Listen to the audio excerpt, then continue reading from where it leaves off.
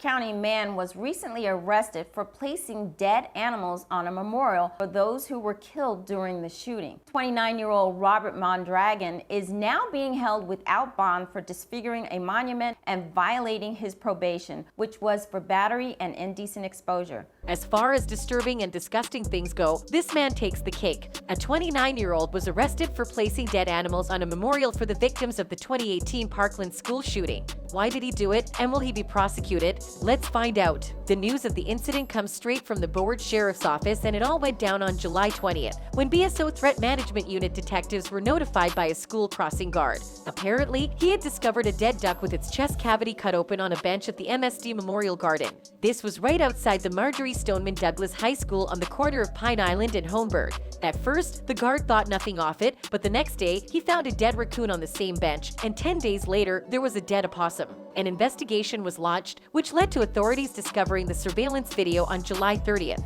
In the footage, a man could be seen getting out of a white Nissan after around 11 p.m., entering the memorial service and then leaving. The man, who was later identified as Robert Mondragon, was stopped by a BSO Parkland district deputy the next evening as he noticed a white Nissan Sentra with an illegal window tint, matching the vehicle description from the surveillance video from the day before. The deputy went over and found that Mondragon was the only person in the car. He also noticed some bird feathers and blood on the front passenger side floorboard. Apparently, Mondragon told the BSO that he had the dead bird in his car simply because he liked the metal and blood smell that came from the dead animal. Fast forward to the night of August 4th, Mondragon was arrested by BSO Violence Intervention Proactive Enforcement Response for violating his probation for battery and indecent exposure, as well as for violating his risk protection order. The BSO did everyone a service by doing so because, according to Broward Sheriff Gregory Toney, Robert was the most severe individual the TMU has ever taken on the streets ever since the unit's indoctrination. In the press conference, the BSO revealed that as TMU detectives continued their investigation into the disturbing dead animals left at the memorial scene, they obtained multiple search warrants for the culprit's car, cell phone, home, and social media accounts. In their cell phone, detectives found a photo of him holding a dead duck with its chest cavity open and a dead raccoon on the floorboard of the passenger side of his vehicle, similar to those found on the screen. To make matters worse, Mondragon also had a disturbing fascination with school shooters.